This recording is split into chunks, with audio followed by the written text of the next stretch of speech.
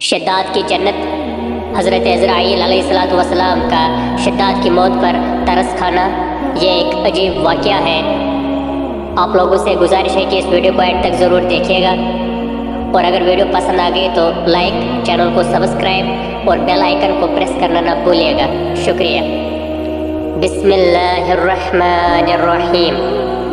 حضرت عزرائیل علیہ السلام کو رحم ترس آنا۔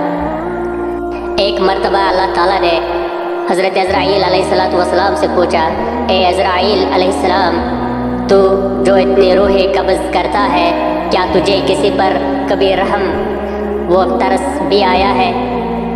عزرائیل علیہ السلام نے عرض کی، اے مولائے کائنات، جب تو نے میرے ذمہ روحوں کا قبض کرنا لگایا ہے تو میں ترس کرتا رہوں اور رحم کرتا رہوں تو کیسے روح قبض کروں؟ غرض کہ عزرائیل علیہ السلام نے کہا، مجھے کبھی کسی پر ترس نہیں آیا، البتہ 2 دفعہ مجھے یہ خیال ہوا کاش اس کی روح کے قبض کرنے کا حکم نہ دیا جاتا۔ ایک مرتبہ تو ایک کشتی دریا میں تھی، مجھے حکم ہوا کہ ان تمام کی روحوں کو قبض کر لیا جائے، کشتی کو توڑ دیا جائے، البتہ ایک عورت اور اس کا شیر خوار بچہ ہے، ان کی روحوں کو قبض نہ کیا جائے۔ ان کی روحوں کو قبض نہ کیا گیا۔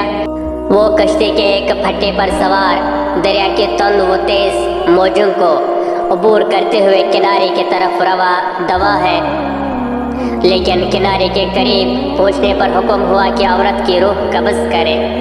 اس وقت میرے دل میں خیال آیا کہ یہ شیر خوار بچہ اب کدھر جائے گا اور اپنی زندگی کیسے بسر کرے گا؟ دوسرا، مجھے کافر بادشاہ بخت نصر شداد بن عاد پر ترس آیا، جب اس نے رب کریم تیرے مقابل جنت تیار کرائی۔ اس کے تیار ہونے پر دیکھنے کے لیے گھوڑے پر سوار ہو کر جا رہے ہیں، ابھی گھوڑے کے 2 پاؤں اندر تھے تو مجھے حکم ہوا کہ اس کی روح قبض کر لو۔ اس وقت مجھے خیال ہوا کہ اگرچہ کافر تھا، خدائی کا دعویٰ بھی کیا، لیکن بڑی محنت سے اس نے رب قدوس کی جنت کے مقابل جنت تیار کرائی، بڑا مال خرچ کیا، کاش کہ بیچارہ اسے دیکھ لیتا تو پھر مرتا۔ رب قدوس نے فرمایا، اے عزرائیل علیہ السلام، تمہیں معلوم ہے کہ میں نے اس بچے سے کیا سلوک کیا؟ عزرائیل علیہ السلام نے عرض کیا، اے باری تعالیٰ، یہ مجھے معلوم نہیں۔ اللہ تعالیٰ نے فرمایا کہ جب وہ تختہ دریا کے کنارے کے پاس پہنچا، وہاں دھوبی کپڑے دھو رہا تھا، اس نے بچے کو پکڑ لیا اور پیار و محبت سے پرورش کی۔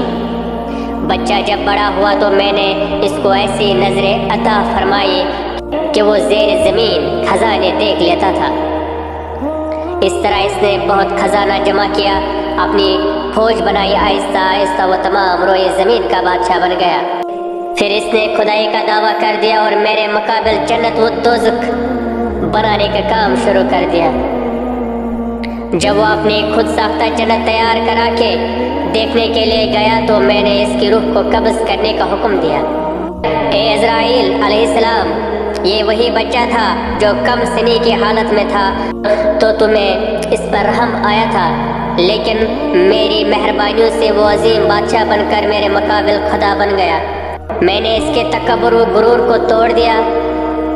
مولائے ذوالجلال کے اس کلام کو سن کر عزرائیل علیہ السلام نے عرض کی، اے رب کریم، جن حکمتوں کو تو جانتا ہے وہ میں نہیں جانتا۔ غور کیا جائے تو یقیناً معلوم ہو جائے گا کہ یہ دونوں مقام ترس کے نہیں تھے، کیونکہ عزرائیل علیہ السلام کو بچے کی پرورش کا غم وہ دامن گیر تھا، لیکن باری تعالیٰ نے اس کی عظیم پرورش کر دی۔ اسی طرح بادشاہ پر عزرائیل کو ترس آیا، لیکن اس کے غرور کو توڑنا ضروری تھا تاکہ دوسرے عبرت حاصل کرے کہ جو شخص خدا بن بیٹھا ہو وہ بھی اپنے آپ کو موت سے نہیں بچا سکتا، دوسرا کیسے بچ سکے گا؟ حوالہ شرح الصدور امام جلال الدین سیوطی رحمۃ اللہ علیہ، صفحہ نمبر 78۔